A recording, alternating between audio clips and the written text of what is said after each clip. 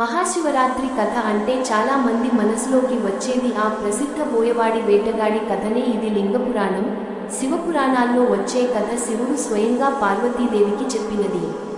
ఇది శివరాత్రి వ్రత మహిమను, భక్తి శక్తిని అద్భుతంగా చూపిస్తుంది. శివరాత్రి వ్రత కథ. బోయవాడి కథ పూర్తి వివరంగా.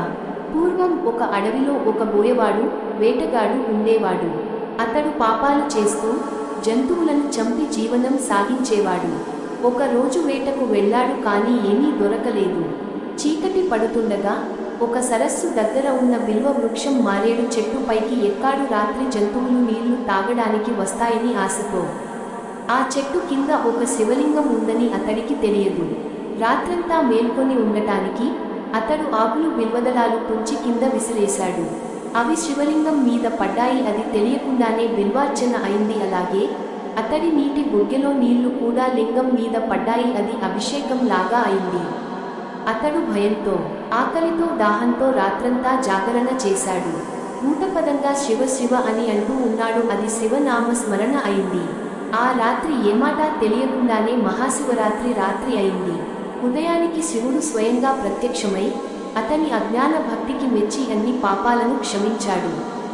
దేవదూతలు వచ్చి అతన్ని కైలాసానికి తీసుకెళ్లారు, మోక్షం ప్రసాదించారు.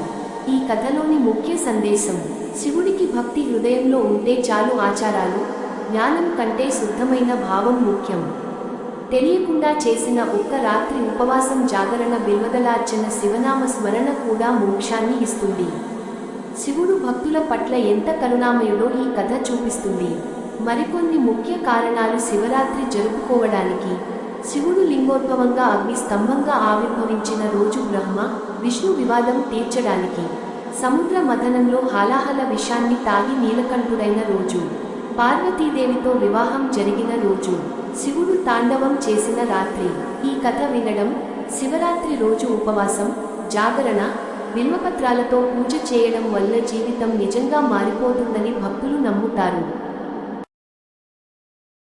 శివరాత్రి కథ. ఓం నమో శివాయ అని కామెంట్ చేయండి. హర హర మహాదేవ, శంభో శంకర.